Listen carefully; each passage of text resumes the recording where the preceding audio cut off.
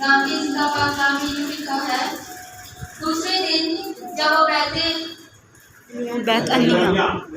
अननिया से निकले तो उससे भूख लगी, और वह दूर से अंजीर का एक दरख्त जिसमें पत्ते थे देखकर गया कि शायद उसमें कुछ पाए, मगर जब उसके पास पहुंचा तो पत्तों के सिवा कुछ ना पाया, क्योंकि अंजीर का मौसम ना था। उसने उसे कहा, आइंदा कोई तुझसे कभी फल ना खाए। और उसके शागिर्दों ने सुना और आमीन। खुदा के पाक कलाम का पढ़ा, सुना, समझा और कबूल किया जाना हम सबों के लिए बाइस बरकत का सबब है।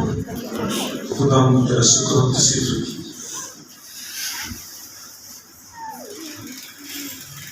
हम सब, मेरा ख्याल है कोई ऐसा नहीं होगा जिन्होंने इस काम अक़दस को पढ़ा ना। कोई है जिनके लिए ये नया हो या जिन्होंने पढ़ा ना हो?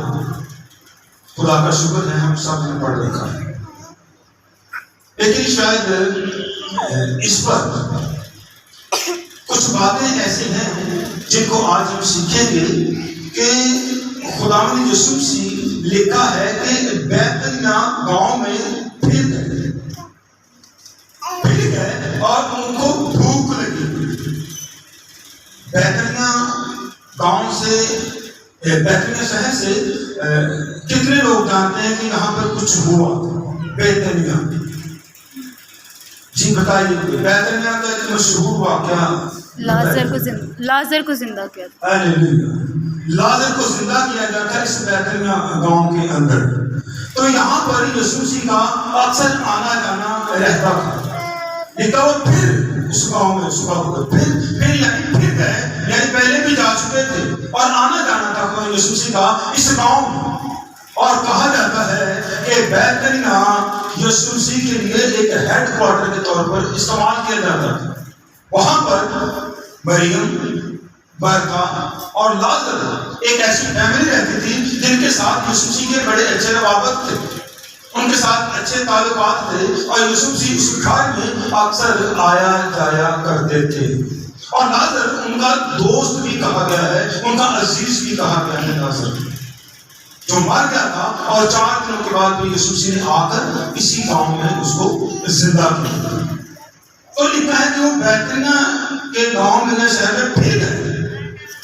अब फिर जाना यीशु मसीह का जाहिर करता है कि यहाँ पर वो अक्सर आया जाया करते थे, और अक्सर आया जाया करते थे तो इस अंजीर के दरख्त को भी जरूर देखते होंगे, क्योंकि वो एकदम बड़ा नहीं हो गया। तब वो अक्सर आया जाया करते थे तो इस पेड़ पर, इस दरख्त पर निगाह पड़ती होगी, देखते होंगे। लेकिन आज लिखा है कि उनको भूख लगी, यीशु मसीह को भूख लगी, और अपनी उस भूख को मिटाने के लिए वो उसके करीब गए और करीब से जाकर देखा तो सिवाय पत्तों के उसमें कुछ ना पाकर उससे कहा कि आइंदा तुझमें कभी फल ना लगे या कोई तेरा फल ना खाए। और उसी वक्त वो दरख्त सूख गया। कुछ अजीब नहीं लगता है? एक रहमत से भरा हुआ खुदा कैसे किसी को एकदम से एक लानत दे सकता है? कैसे एक कर्ज दे सकता है कि आइंदा कभी तुझ पर फल न लगे या कोई तेरा फल ना खाए, और उसी वक्त वो दरख्त सूख जाए? कुछ अटपटा सा नहीं लगता? एक रहीम खुदा जो सबके गुनाहों को माफ करने वाला, सबकी गलतियों को, कोताहियों को बख्श देने वाला खुदा, जो उनकी सारी सजाओं को अपने ऊपर ले लेने वाला खुदा, एक दरख्त के पास जाता है और उसे जाकर लानत कर देता है। कुछ अजीब लगता है। जिनको अजीब लगता है गुजरा हाल है, ये कुछ है। यीशु मसीह ऐसे ही किसी पर गुस्सा या लानत नहीं करते थे। इसमें कुछ था ऐसा जो यीशु मसीह देखने आए थे, और वो ना देखकर फिर यीशु मसीह को ऐसे सख्त अल्फाज कहने पड़े। تو آج وہی دیکھیں گے کہ کیا نہیں تھا اس درخت میں جو یسوع مسیح نے اتنی سخت تنبیہ کیا، لعنت کر دی اس پر کہ آئندہ کبھی تجھ میں پھل نہ لگے۔ آپ اگر دھیان دیں گے تو میرا ایمان ہے کہ ایک بڑی خاص بات ہم سیکھنے جا رہے ہیں، میں بھی سیکھنے جا رہا ہوں اور آپ بھی اس میں سیکھیں گے، لیکن آپ کی توجہ بالکل پرپڑ پر رہنی چاہیے۔ ایک ایک لفظ کو آپ نے دھیان سے سننا ہے، تبھی اس کی وہ بات سمجھ آئے گی کہ کیوں اس درخت کے ساتھ ایسا کیا گیا، اس درخت میں ایسی کیا خامی تھی، کیا کمی تھی جو سوسی کو اس پر اتنا غصہ آیا کہ لعنت کر دیا، اور اسی کام لکھا ہے کہ وہ درخت سوکھ گیا۔ ہمارا خداوند خدا جس نے کل کائنات کو بنایا، جس کے منہ سے کلمہ نکلتا گیا اور پوری کائنات مارد وجود میں آتی چلی گئی، اس نے کہا سورج بن جا تو سورج بن گیا، اس نے کہا چاند بن جا تو چاند بن گیا، اس نے کہا ستارے بن گئے تو ستارے بن گئے۔ وہ جو اپنے منہ سے فرماتا گیا وہ چیزیں بنتی چلی گئی، اور پھر اس نے ستاروں سے کہا، سورج سے کہا کہ روشن ہو جا، تو وہ نوروں سے بھر گئے۔ خود ہی سب کچھ بنانے والا، خود ہی اس کائنات کو خلق کرنے والا، جو کسی دوسرے قوم میں ہوتا ہے، بیتنیہ میں نہیں ہے، کسی دوسرے قوم میں ہے، اور وہاں پر اس کو خبر بھی نہیں ملتی، وہ روح سے ہی معلوم کر لیتا ہے کہ ہمارا دوست لازر مر گیا ہے۔ یعنی وہ روح میں ہر چیز کو جان لینے والا خدا، ہر چیز کو وہ اندر سے پرکھ لینے والا خدا کیا نہیں جانتا تھا کہ اس انجیر کے درخت میں پھل نہیں ہے؟ وہ اپنے رسولوں سے کہتا ہے کہ اچھا ہے کہ میں تمہارے ساتھ وہاں نہ تھا، میں تمہارے پاس ہوں۔ لازر مر گیا ہے تو آؤ اسے ہم زندہ کرنے کے لیے جائیں۔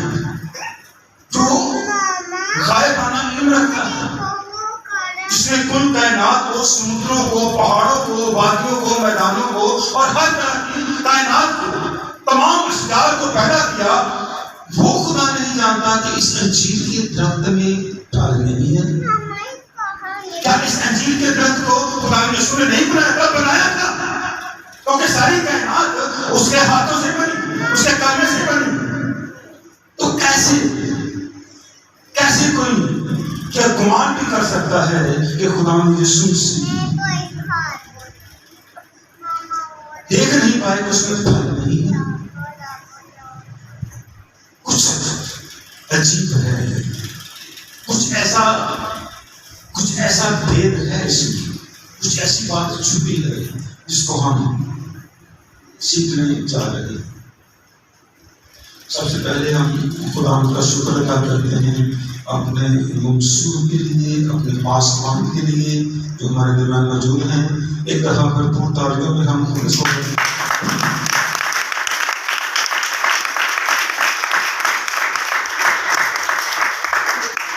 چلیے ہم اب کلام اقدس کی طرف لوٹیں۔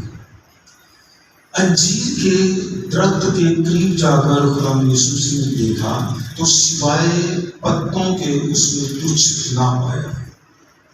ہمارا خدا جو اگر ہم یوحنا کی انجیل سے پہلے واپس 47 یا 48 آیت کو پڑھتے ہیں تو لکھا ہے کہ نتنیل جو اچانک سے اس کو پہلی دفعہ ملتا ہے اور یسوع سے اس کے بارے میں کہتے ہیں کہ یہ پھر حقیقت اسرائیلی ہے، اس میں مکر نہیں۔ تو نتنیل کہتا ہے کہ تم مجھے کیسے جانتا ہے؟ میں تو آج پہلی دفعہ تجھ سے مل رہا ہوں۔ تو یسوع سے کہتے ہیں کہ جب تو اس انجیر کے درخت کے نیچے پھر تجھ سے باتیں کر رہا تھا، میں تب بھی تجھے دیکھ رہا تھا۔ یعنی سب کچھ خبر رکھنے والا ایک باخبر خدا کیسے اس انجیر کے درخت کے بارے میں نہیں جانتا تھا کہ اس میں پھل نہیں ہے، اس میں صرف پتے ہی نہیں۔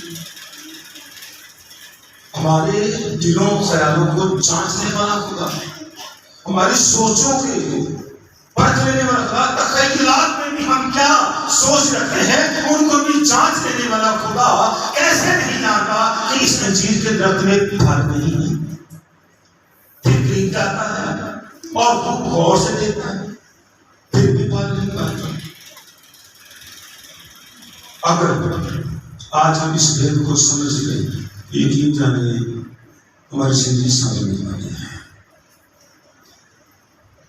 قرآن یسوع مسیح آپ یسوع کا انجیر کے درخت کے پاس جانا، وہ انجیر کا درخت کیا ہے، کیا ظاہر کرتا ہے، اسی کو ہم جانیں گے۔ یسوع مسیح کے بارے میں دو باتیں، پہلی بات اسے بھوک لگی۔ اکثر ہم ہر قیامت المسیح کو میرے قیامت المسیح جو ہم مناتے ہیں، اس میں گڈ فرائیڈے والے دن ہم کلمات پڑھتے ہیں، سنتے ہیں، سیکھتے ہیں، ان پر تصریحات کو سنا جاتا ہے، اور 5واں کلمہ ہم سب نے سن رکھا ہے، کیا ہے؟ میں پیاسا، میں پیاسا۔ تو اس پر بھی ہم ہر سال اور خاص کر گڈ فرائیڈے والے دن خوب تصریح سنتے ہیں کہ وہ یسوع مسیح کی پیاس کیا ہے، اور یہاں پر وہ بھوک کو ظاہر کر رہا ہے کہ اسے بھوک لگی۔ تو ان کی بھوک ہو یا پیاس ہو، یہ جسمانی نہیں، یہ روحانی ہے۔ وہ اس بھوک اور پیاس کو کس طرح سے دیکھتا ہے، یا اس کی بھوک اور پیاس کو کس طرح سے کام اقدس سے ہم جان سکتے ہیں، وہی ہم سیکھیں گے۔ تب پتہ چلے گا کہ کیوں اس انجیر کے درخت کے ساتھ ایسا ہوا۔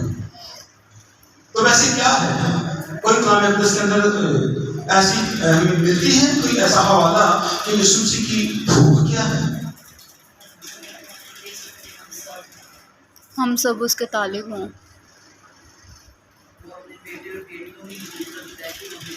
چلیں پڑھیں یوحنا کی انجیل، اس کا 4واں باب، اس کی 34 آیت۔ ذرا اس کی بھوک کو دیکھتے ہیں، اس کی بھوک کیا ہے اور یسوع مسیح کی بھوک کیا ہے۔ 4:34 یوحنا، جی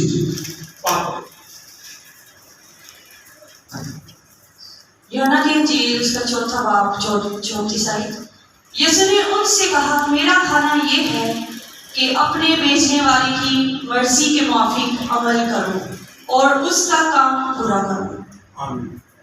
تو یہ ہے جی یسوع مسیح کی بھوک اور اس کی پیاس کہ وہ اپنے بھیجنے والے کی مرضی پر عمل کرے اور اس کے موافق اس کی مرضی کو پورا کرے۔ جو اس کے باپ نے فرما رکھا ہے، ان سارے احکامات کو، ان ساری تعلیمات کو لوگوں تک پہنچانا، یہ ہے ہمارے یسوع مسیح کی بھوک۔ اور آگے اگر پیاس کو بھی ہم جانیں تو 6:35 میں بھی ہے۔ اگر یوحنا 6:35 کو پڑھیں گے تو وہاں پر ان کی پیاس کا بھی ذکر ہمیں مل جاتا ہے کہ جو میرے پاس آئے گا وہ کبھی پیاسا نہ رہے گا۔ تو 6:35 کو پڑھیں گے تو اس کی پیاس بھی ہمیں مل جاتی ہے۔ تو یسوع مسیح کی بھوک اور پیاس روحانی باتیں ہیں، یہ جسمانی بھوک اور پیاس کی بات نہیں کرتے ہیں۔ تو یسوع مسیح گئے ہیں انجیر کے درخت کے پاس اور اس کے اوپر جا کے دیکھا کہ پھل نہیں ہے، اور غصہ آ گیا اور پھلوں کو نہ کھا کر اس پر لعنت کر دی۔ اب یسوع مسیح جب ہم یوحنا 4 کو پڑھتے ہیں تو اس میں لکھا ہے کہ وہ ایک سکار کے کنویں پر گئے، شاگرد کھانا لینے چلے گئے اور وہ وہاں پر بیٹھ گئے۔ اور جب بیٹھے وہاں کی عورت کے ساتھ ایک لمبی ڈسکشن ہے، ہم میں نہیں جائیں گے، ان کی بھوک اور پیاس کو جاننا ہے، وہ ہم جاننے ہیں۔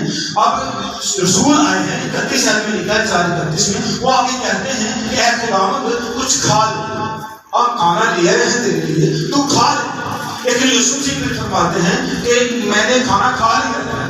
وہ پوچھتے ہوں گے کہ ہم نے تو اس کے پاس کھانا نہیں دیکھا، وہ روٹی کا ٹفل یا کچھ کپڑے میں بندی ہوئی ایسی رومال میں روٹی ہم نے تو نہیں دیکھی۔ تو آپس میں ایک دوسرے کو شاکی نگاہ سے دیکھتے ہیں، کوئی کھانا دیکھا ہے آپ اس کے پاس کا؟ کون سا کھانا کھا لیا ہے؟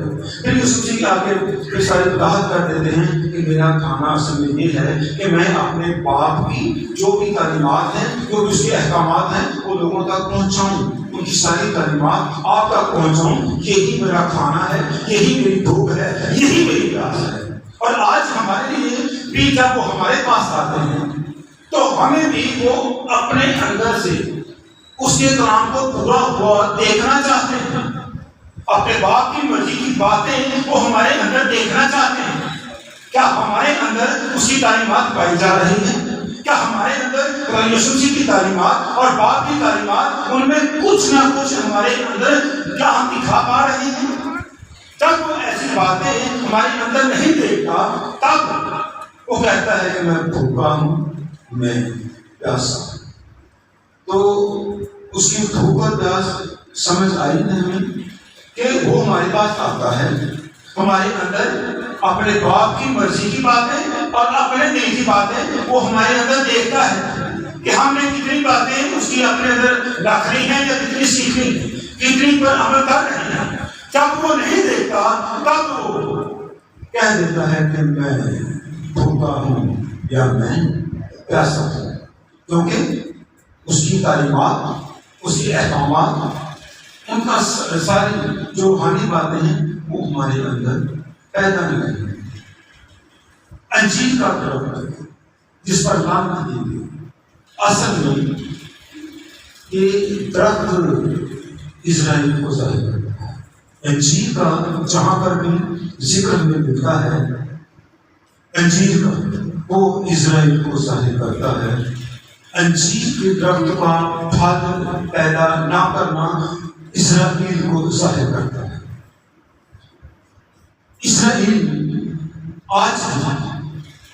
آج بھی اکثریت ان کی یسوع مسیح کی انکاری ہے۔ انجیر کے درخت کے پاس آنا یعنی کلیسیا کے پاس آنا، آج ہمارے پاس بھی وہ آتا ہے، ہمارے پاس بھی وہ آتا ہے۔ اسرائیل کے پاس بھی کیا تھا؟ اور پھل نہ دیکھ کر، پھل نہ پا کر ان پر لعنت کی اور وہ سوکھ گئے۔ ہمارے پاس بھی قرآن یسوع مسیح آتے ہیں، پھل دیکھتے ہیں اور پھل نہ پا کر وہ ضرور رنجیدہ بھی ہوتے ہیں، لیکن خدا کا شکر ہے کہ ہم فضل کے دور میں رہ رہے ہیں، لیکن اس فضل کا ہم نے کوئی ناجائز فائدہ نہیں اٹھانا۔ اس کو سمجھنا ہے کہ فضل کا دور ہے تو اس فضل میں ہم نے خدا کی برکات میں رہنا ہے، اس کے طرز میں رہنا ہے اور خود کو سنوارنا ہے۔ وہ پھل کو ہمیں دیکھنے آئے تو ہم کچھ دکھا پائیں، کہیں ایسا نہ ہو کہ جو اس انجیر کے درخت کے ساتھ ہوا ہمارے ساتھ نہ ہو جائے۔ انجیر کے درخت میں پھل نہ دیکھنا۔ آگے مرکز نے ایک اور بڑی بات، اگر ہم 11 کا آخری سا پڑھیں تو لکھا ہے کہ اس کا پھل ہی نہیں تھا، موسم نہیں تھا، انجیر کے پھل کا موسم نہیں تھا۔ اگر 11 کا آخری سا پڑھیں تو وہاں پر آپ نے سنا بھی کہ انجیر کے پھل کا موسم نہیں تھا۔ تو کیا یسوع مسیح کو پتہ نہیں تھا کہ موسم ہی نہیں ہے پھل کا؟ تو پھر پھل کیسے دکھائے گا یہ درخت؟ عجیب سا لگتا ہے کہ خود ہی ہمارے خدا یسوع مسیح نے ساری کائنات بنائی ہو، خود ہی سارے درخت، ساری فصلیں، سارے پھلوں کے تو پودے ہیں یا درخت ہیں وہ بنائے ہیں، ان کے لیے موسم ٹھہرایا ہے۔ ذرا زبور 74 اس کی 16 اور 17 کو رکھ دیجیے، جلدی رکھ دیجیے۔ آپ نے یشوع درج کری، یشوع 3 کی 15، آپ زبور 74 کی 15 اور 16۔ ٹھیک، یہ ذرا سنیے گا۔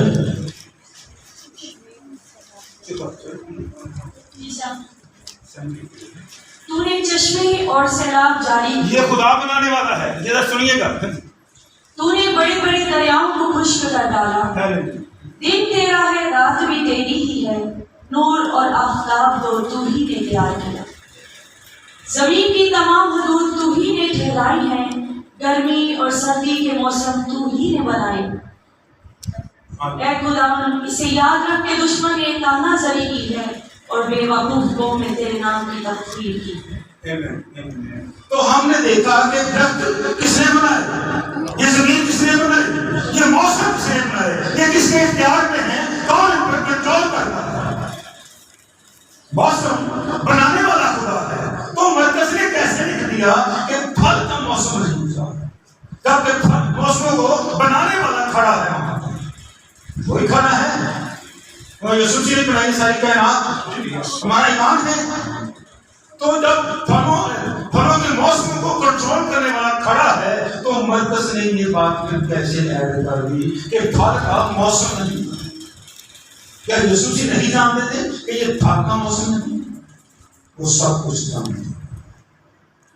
اگر ہم نے پرانا عہد نامہ اور نیا عہد نامہ ان دونوں کے بارے میں ہم جانتے ہیں کہ پرانا عہد نامہ عبرانی زبان میں لکھا گیا اور نیا عہد نامہ یونانی زبان میں لکھا گیا، اور جب ہم پرانا عہد نامہ عبرانی زبان میں اور نئے عہد نامے کو بھی عبرانی زبان کے ترجمے میں پڑھتے ہیں، عبرانی زبان میں جو اس کا لیگل ترجمہ کیا گیا ہے وہاں پر اس کی تفاسیر کے اندر لکھا گیا ہے کہ انجیر کے درخت کے اوپر جب پتے آتے ہیں، جب اس کی بہار شروع ہوتی ہے، پتجھڑ کا موسم ختم ہوتا ہے اور بہار شروع ہوتی ہے، تب ہی اس کے ساتھ پھل آنا بھی شروع ہو جاتے ہیں۔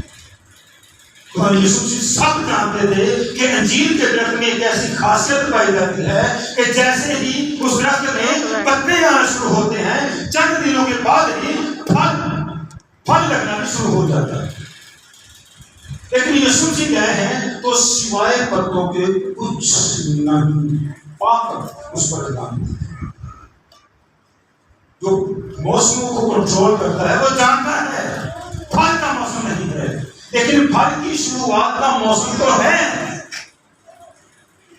پھل نہیں ہے، کچھ پھول تو نظر آنے چاہیے، اور پھول بھی نہیں ہے، پھولوں سے پہلے جو کونپلیں بنتی ہیں وہ تو نظر آنی چاہیے، اور کونپلوں سے پہلے بھی جو چھوٹی چھوٹی ڈونڈیاں سی بنتی ہیں جس سے پھل کو ہم دیکھ سکتے ہیں وہ تو نظر آنی چاہیے تھی۔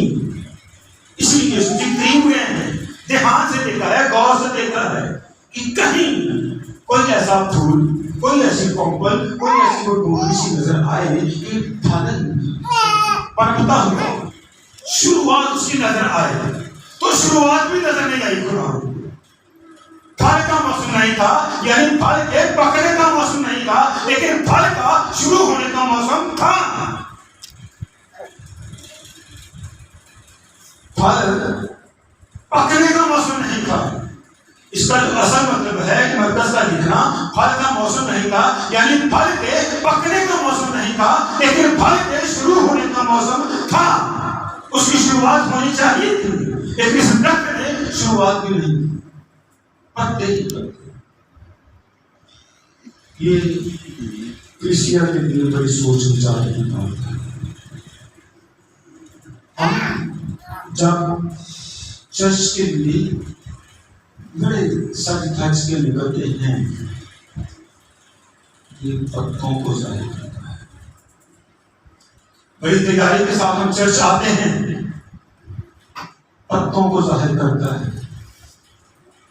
خداوند چاہتا ہے کہ اگر پتے شروع ہو گئے ہیں، اگر ہریالی شروع ہو گئی ہے تو پھل کی شروعات بھی ساتھ ہی شروع ہو جائے۔ لیکن ہم کوئی ایسا ہاتھ ہے ہمارے درمیان جو دعویٰ کرے کہ میں پھلوں سے بھرپور ہوں، میرے اندر سارے پھل آ گئے ہیں یا پھلوں کی شروعات ہو گئی ہے؟ خالی ہریالی ہمیں بچانے والی نہیں ہے، اور پکے پھل نہ صحیح ان کی شروعات تو دکھاؤ، کچھ پھول تو دکھاؤ، کچھ کمپنی تو شروع ہو۔ نہیں، کچھ بھی نہیں۔ تو کیا خالی چرچ میں آ جانا ان پتوں کو دکھانے سے ہم بچ جائیں گے؟ انجیل کی باتیں یہ مرکز مدی سے قرآن نے جان بوجھ کے لکھوائی تاکہ کرسچن اسے سیکھے، ان سے سمجھے کہ میری مرضی کیا ہے۔ ان پتوں سے آپ کا بچاؤ نہیں ہے، پھلوں سے بچاؤ ہے۔ پھل دیکھنا چاہتا ہے، پھل پکے نہ صحیح اور کچے ہی دکھاؤ، کوئی شروعات ہی دکھاؤ۔ پکانے والا وہ ہے، بڑھانے والا وہ ہے، وہ پکا دے گا، وہ بڑھا دے گا۔ شروعات تو کریں، ہم شروعات نہیں کر پا رہے، تو کیا یہ ہرے پتے تو ہمیں بچا پائیں گے؟ بڑی سوچنے والی بات ہے۔ چلیے اس کو تھوڑا سا روحانی طور پر سوچیں۔ پہلے تھوڑی سی بات، کچے امرود ہم سب دیکھتے ہیں نا گھروں میں، عام درخت لگے ہوتے ہیں یا باغات میں، تو کچے امرود کا وقت الگ ہے اور پکے امرود کا ایک موسم الگ ہے یا وقت الگ ہے. تو وہ پھل کچا بھی ہم کھا لیتے ہیں، بڑا ٹیسٹ ہے. کچا امرود کھایا جاتا ہے، پکا بھی کھایا جاتا ہے. کچے کا ایک اپنا ٹیسٹ ہے، پکے کا ایک اپنا ٹیسٹ ہے. کچھ لوگ کچا نہیں کھاتے لیکن کچھ لوگ کچا ہی کھاتے ہیں. تو اسی طرح انجیر کے درخت کا جو پھل ہے یعنی انجیر ہے، یہ کچی بھی کھائی جاتی ہے اور پکی بھی کھائی جاتی ہے. کچی کا بھی ایک اپنا ٹیسٹ ہے اور پکی کا بھی ایک اپنا ہی ٹیسٹ ہے. تو یوسف مسیح یہی دیکھنے چاہتے کہ پکا نہ صحیح، کچا تو ہوگا، کچھ بھول کچھ کمپلین تو ہوگی پھل والی، کچھ نظر نہیں. چل آپ اس کو ایک اور طرح سے سمجھ لیں. آپ کو ویسے سمجھ آ رہی ہے اس بات، روحانی طور پر تھوڑا سمجھ لیں. خدا ہمیں چاہیے کہ ہم روحانی طور پر ان باتوں کو لیں، ہم روحانی طور پر سمجھیں کہ خداوند چاہتے کیا ہیں، ان کی ہماری زندگیوں سے مرضی کیا ہے. تو چلیں وہ دیکھتے ہیں یشوع کی کتاب. ایک بڑا مشہور واقعہ ہے.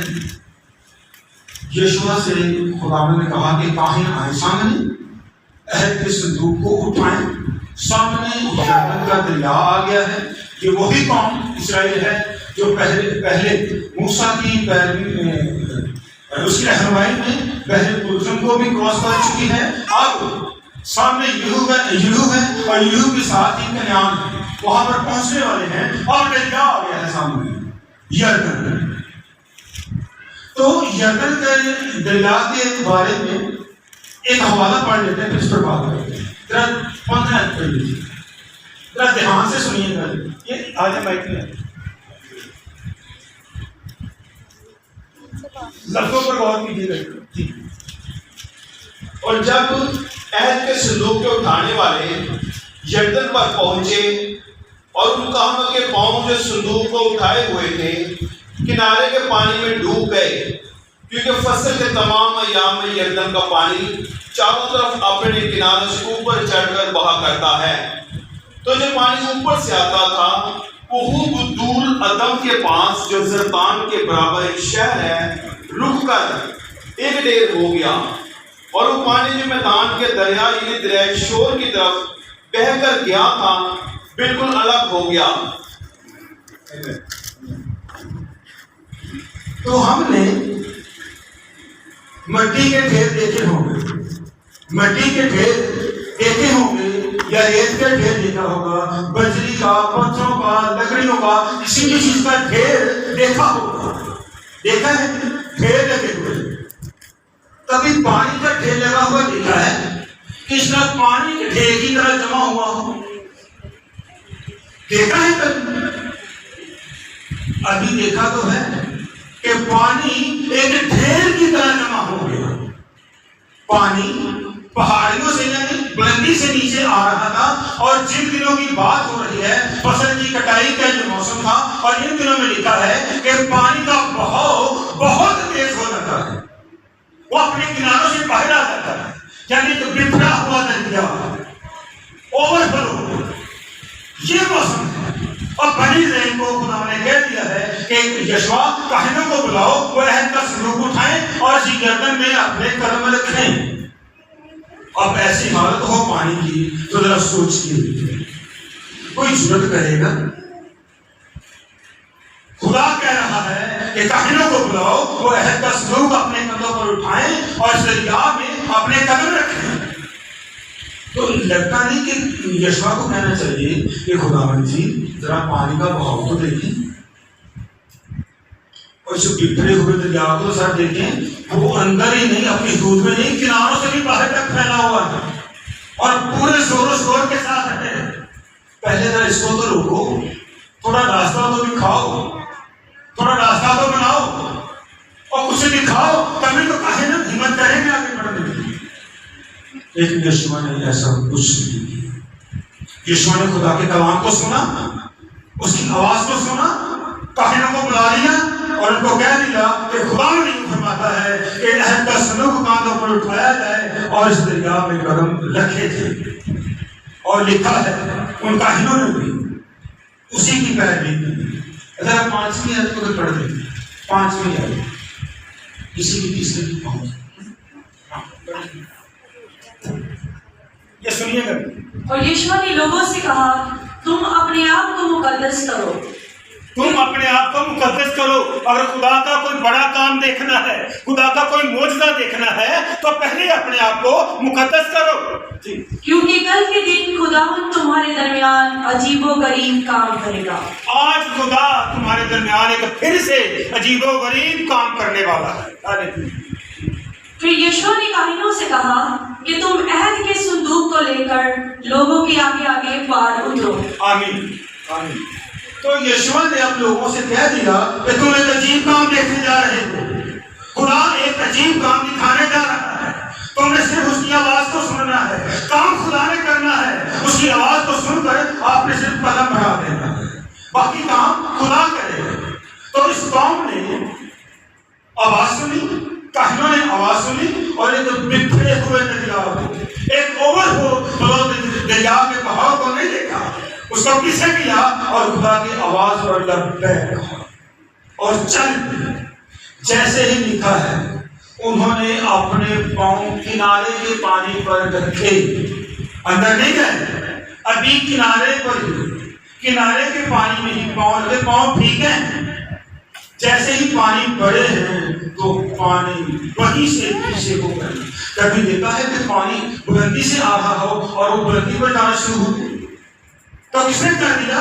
خدا نے. زبور 114 میں نکالی. زبور 114 اس کی تیسری اور چوتھی آیت ذرا پڑھیے. زبور 114 اس کی تیسری اور چوتھی آیت.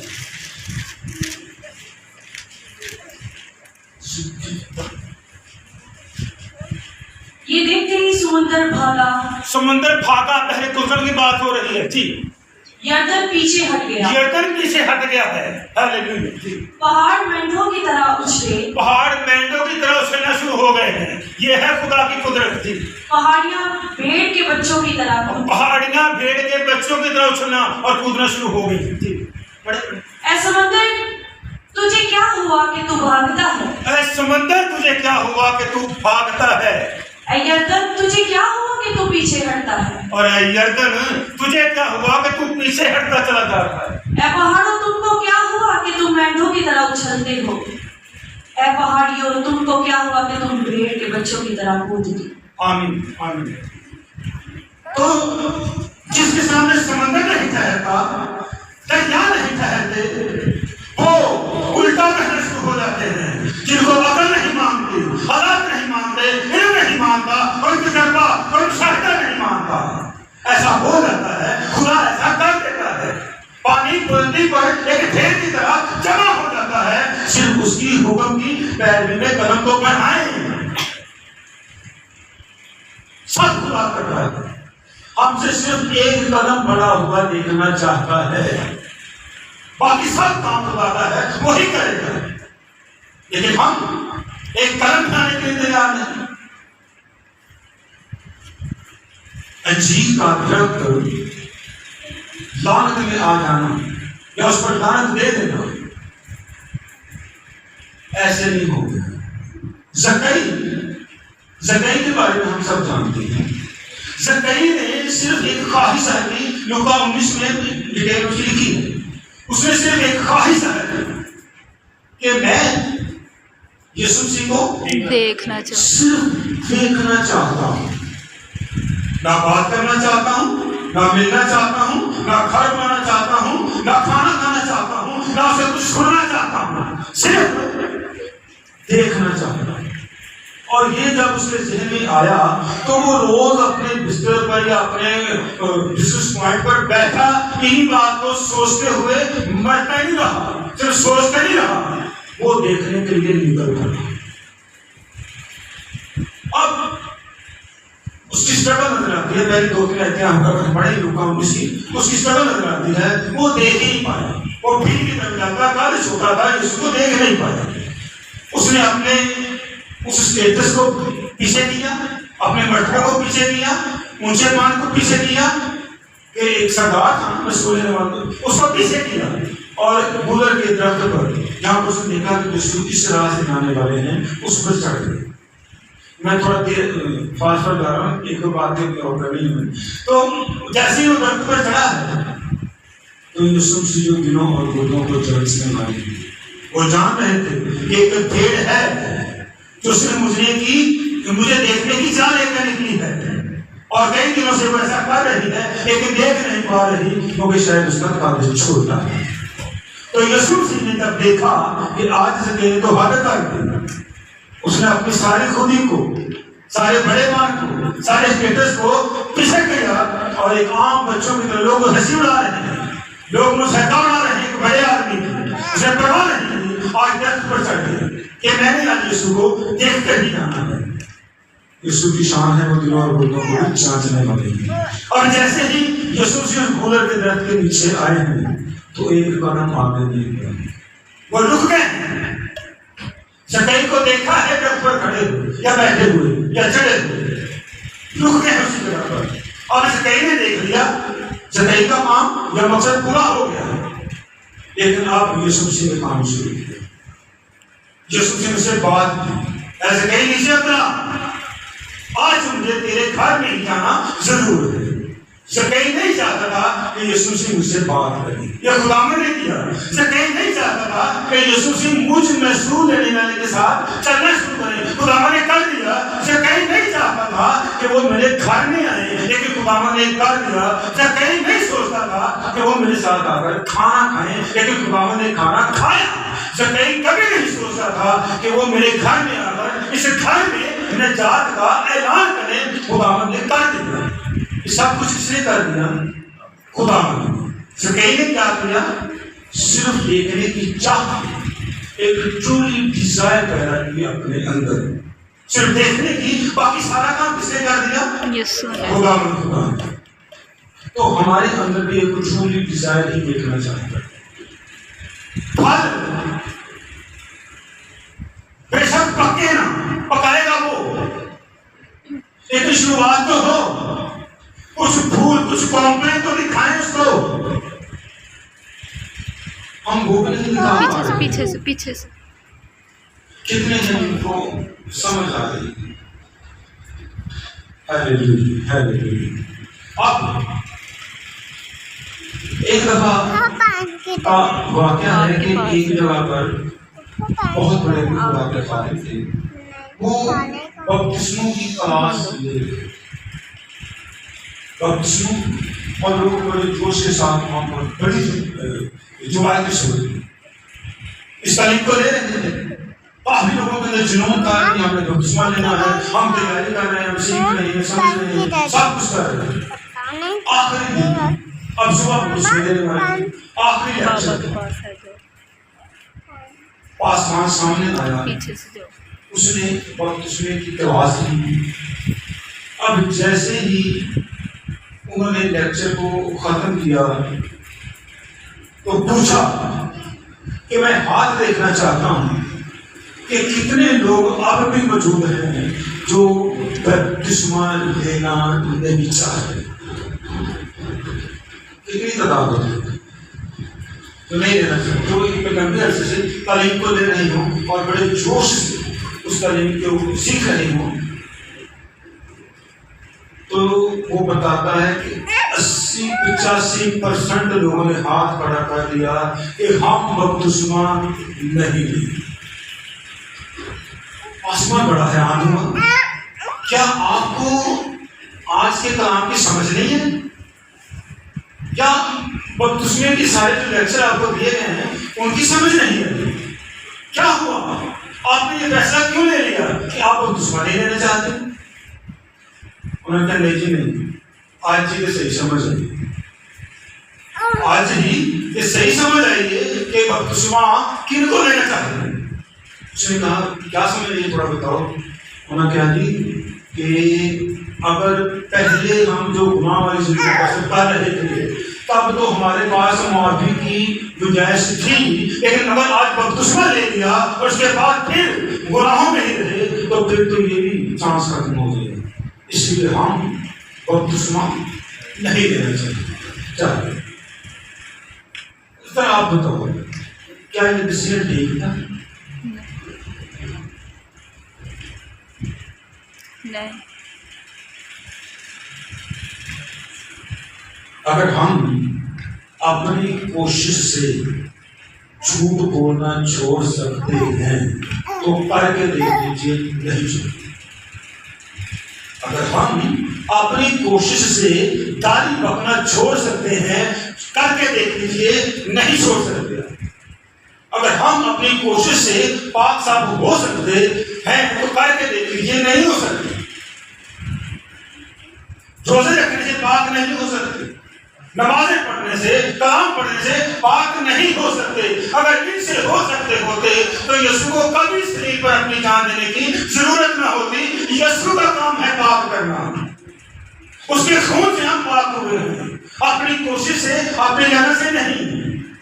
وہ پاک کرتا ہے. ہمیں صرف ایک سچا جذبہ دکھانا ہے کہ ہم پاک ہونا چاہتے ہیں. وہ پاک کرے گا.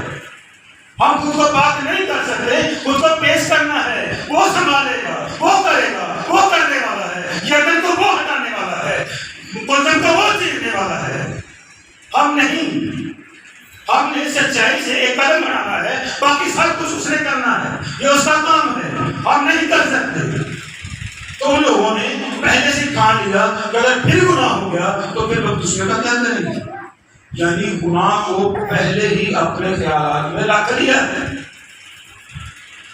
ان ساری بدیوں کو پہلے سے ہی جگہ دے رہے ہیں کہ ایسا ہم سے ہوگا, ہم ایسا کریں گے. تو پھر بپتسمے کا کیا فائدہ. اگر پہلے سوچ رکھا ہے کہ میں نے یہ برائی چھوڑنی نہیں ہے, میں نے تو یہ جاری رکھنی ہے, میں نے اس گناہ کو چھوڑنا نہیں ہے, میں نے تو اس کو جاری رکھنا ہے. میں نے گالی بکنا, چغلی کرنا, برائی کرنا, بے عزت کرنا, کدورت رکھنا, نفرت کرنا, کسی بھی طرح کی کوئی بھی بری بات اپنے دل میں رکھنا جاری رکھنا ہے, تو پھر کیا فائدہ ہے. پہلے ہی سوچ لیا کہ مجھ سے یہ نہیں ہوگا کیونکہ میں نے یہ کرنا ہے. تو کیسا ہے یہ بپتسمہ کی, کیسی ہے کلاسی. پاسبان سمجھدار کے خدا کا روح کام کرتا تھا. اس نے کہا دیکھیے پہلے آپ اس طرح سے اقدام فیصلہ نہ لیں. ایک میں آپ کو ایگزامپل دیتا ہوں, اگر آپ کی سمجھ میں آ گئی تو شاید آپ کا فیصلہ کریں. تو اس نے کہا کہ ایک مالی نے ایک پودا لگایا. ایک مالی نے ایک پودا لگایا. اس نے پودا لگانے میں کوئی سستی یا کوتاہی نہیں کی. اس نے پوری ایمانداری کے ساتھ, پوری محنت کے ساتھ جو اس کے لیے ضروری تھا اس نے وہ کیا اور ایک پودا زمین میں لگا دیا. اب جیسے اس نے پودا لگایا, چند دن گزرے, تھوڑا سا ابھی وہ سیدھا پتھری ہو رہا تھا پودا, تو ایک آندھی آئی. اب آندھی کس نے چلائی؟ خدا نے. اب آندھی زور والی تھی, کبھی پودا ادھر گر رہا ہے, کبھی ادھر گر رہا ہے, کبھی ادھر کبھی ادھر, پوری طرح مات اس کی ماری گئی. آندھی نے پورا دن چھوڑ کے رکھ دیا اسے. چل تک اکھڑنا شروع ہو گئی, لیکن وہ سہ گیا. وہ ایک دم سے زمین کے ساتھ چپک گیا, یوں کر فلیٹ ہو گیا, گر گیا, لیکن لگا گیا. پھر کچھ دن گزرے تو پودے کے اندر پھر تھوڑی سی جان ہونے شروع ہوئی. پھر پودا کھڑا ہونا شروع ہوا. پھر کوئی جانور آ گیا, کوئی بکری یا بھیڑ یا کوئی اور چیز, وہ آ گئی. اس نے دیکھا پودا ہے, اس نے اس کے سارے جو تھوڑی بہت ہریالی آئی تھی اس نے وہ ساری اس کی کھا لی اور اس پودے کو پھر پوری طرح سے چھوڑا اور ادموا سا کر کے وہ پھر پودا پھر کرنا. کچھ دنوں کے بعد موسم پھر بدلا, پھر بہار آئی, پھر ایک رحمت کی بارش ہوئی اور اس پودے کے اندر پھر جان آ گئی اور اس نے پھر اپنی وہ پتیاں نکالنی شروع کر دی. یہ مثال ہمیں کیا سکھاتی ہے؟ یہ بار بار گرنا اور پھر اٹھ جانا, بار بار برباد ہو جانا, لیکن اس نے پھر ہرا بھرا ہو جانا. کبھی آندھی آتی ہے, کبھی طوفان آتا ہے, کبھی ہوا چلتی ہے, کبھی ادھر گراتی ہے, کبھی ادھر گراتی ہے, کبھی آگے کبھی پیچھے, کبھی دائیں کبھی بائیں, پوری طرح سے اس کو برباد کر کے رکھ دیتی ہے, لیکن پودا پھر کھڑا ہو جاتا ہے. کبھی کوئی جانور آتا ہے, اس کی ہریالی جو تھوڑی بہت ابھی نکلنا شروع ہوتی ہے وہ کھا جاتا ہے, پودا پھر کھڑے کا کھڑا رہ جاتا ہے، پھر وہ اپنی رحمت کی بارش کو برساتا ہے، اس پودے کو پھر سے ہرا بھرا کرتا ہے۔ تو ہمیں بھی ایسی سوچوں کے ساتھ اپنے آپ کو نہیں پیش کرنا، اس میں صرف قائم رہنا ہے کہ کئی بار گریں گے، آج گریں گے، کل گریں گے، پرسوں گریں گے، ترسوں گریں گے، ایک دن اس کی رحمت کا نیند برسے گا، اس سے پھر ہم ہرے بھرے ہو جائیں گے، لیکن شرط ہے کہ جڑ قائم رہے۔ لیکن اگر جڑ لگے ہی، وہ بیج جڑ پکڑے ہی نہ، ہم بپتسمہ لے ہی نہ، تو کیا کوئی بڑی سے بڑی رحمت کی بارش بھی ہمیں ہرا بھرا کر دے گی؟ اگر جڑ ہی قائم نہیں رہے گی، اس کی شروعات ہی نہیں ہوگی، تو اتنی بڑی بارش ہی کیوں نہ ہوگی، وہ کھڑا کرے گی؟ نہیں کرے گی۔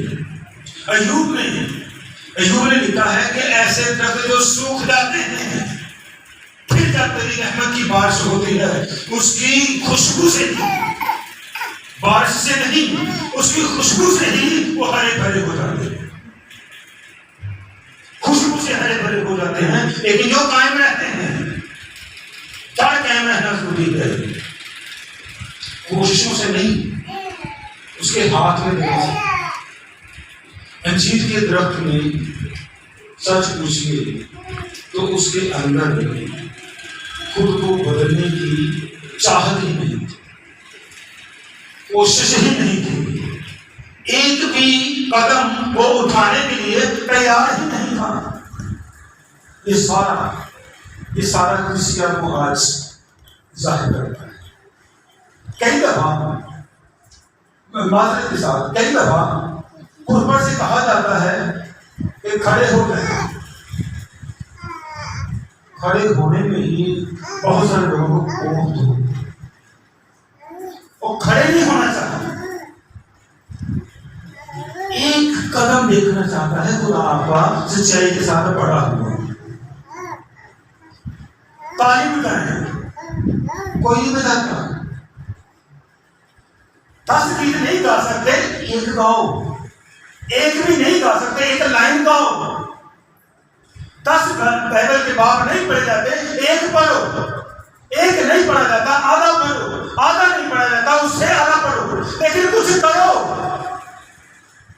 کچھ سنو، کچھ عمل کرو، باقی اس کا کام ہے، وہ کرے گا، برکت وہ دے گا۔ ایک آخری بات کر کے ہم اس کو ختم کریں۔ لوکا کی انجیل میں ایک بڑا مشہور واقعہ 5 بار میں پترس کی کشتی کا اور قرآن یسوع کا ایک بڑا مشہور واقعہ ہے کہ لکھا ہے پترس ساری رات محنت کرتا رہا اور اسے کوئی مچھلی شکار کرنے کو نہ ملی۔ اب یسوع مسیح صبح کے وقت جب وہ سارے رات کھپ پکائی کر کے ساری اپنی محنت لگن کر کے لوٹ چکے ہیں، اور پترس کے اس کے ساتھ اور بھی اس کے جو شریک تھے وہ بھی تھے، تو وہ بھی ساتھ تھے، لیکن ساری رات انہوں نے خوب محنت کی، لیکن کچھ بھی حاصل ایک مچھلی بھی نہیں ہوئی، ساری رات محنت کر کے آ گئے۔ اب صبح ہو چکی ہے، دن نکل چکا ہے، سورج نکل چکا ہے، یسوع مسیح چلے گئے ہیں۔ یسوع مسیح نے لکھا ہے کہ وہاں سے پترس سے کشتی یوں کرے ادھار مانگی کہ تیری طرح کشتی مجھے چاہیے، پترس نے اچھا کیا، کار نے دیا، کشتی دے دی۔ اب یسوع مسیح جمع ہو گئی تھی، دن کافی نکل چکا تھا، تو یسوع مسیح کشتی میں داخل ہو گئے۔ جب کشتی میں داخل ہو گئے تو لوگوں کو قرآن سنانا شروع کر دیا۔ جب لوگوں کو قرآن سنا دیا تو پھر پترس کو کہا کہ آپ اس کشتی کو تھوڑا گہرے میں 4 اس کشتی کو تھوڑا گہرے میں لیجیے۔ اب جب 5ویں آدمی چاہتا ہوں پڑھو اسے 5 دھیان سے سنیے آپ کی بات کریں۔ پترس لوکا کی انجیل اس کا 5 شمعون نے جواب میں کہا، اے استاد، ہم نے رات بھر محنت کی اور کچھ ہاتھ نہ آیا، مگر تیرے کہنے سے جال ڈالتا ہوں۔ ہم نے ساری رات محنت کی، عام طور پر مچھلی کا شکار دن کو ہوتا ہے یا رات کو؟ دن کو. رات کو. رات کو روشنی ہوتی ہے. آج کی بات نہیں کر رہا، تب کی بات ہے. رات کو روشنی ہوتی ہے، مچھلی نظر آ جاتی ہے. پترس رات کو کیوں گیا؟ شکار تو عام طور پر دن کو کیا جاتا ہے، دن کو لوگ جال ڈالتے ہیں. پترس رات کو کیوں گیا ہے؟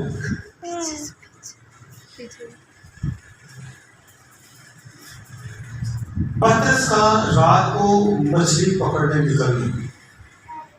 اسرائیل کے بارے میں ایسی تحقیق ہوئی ہے کہ دن کے وقت گرمیوں میں سورج بہت آگ برساتا ہے، بہت زیادہ آگ برساتا ہے، پانی ایک دم گرم ہو جاتا ہے. تو پانی کے گرم ہونے کی وجہ سے دن کو مچھلیاں نیچے گہرائی میں چلی جاتی ہیں.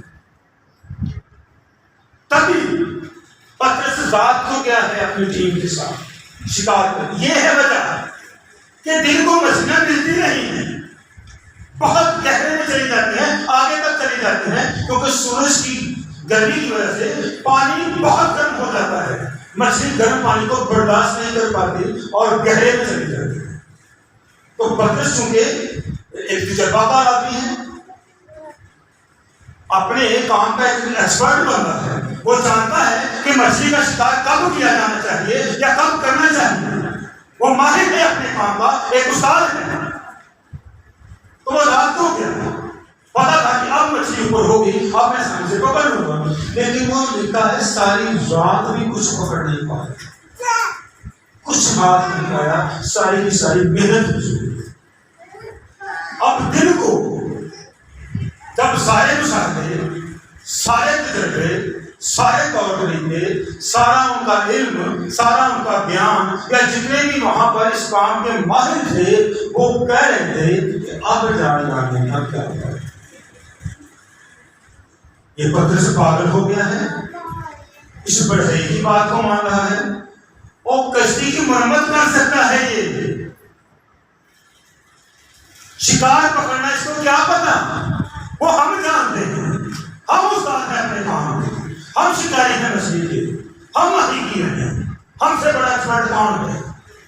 اس بڑھئی کو کیا پتا کہ کب شکار آئے گا یا کب ڈال ڈالنا ہے، کہاں ڈال ڈالنا ہے. پترس نے یسوع سے کہا کہ استاد ہم نے رات بھر محنت کی لیکن کچھ ہاتھ نہیں آیا، لیکن تیرے کہنے سے، تیرے کہنے کے مطابق پھر میں جال ڈال دیتا ہوں.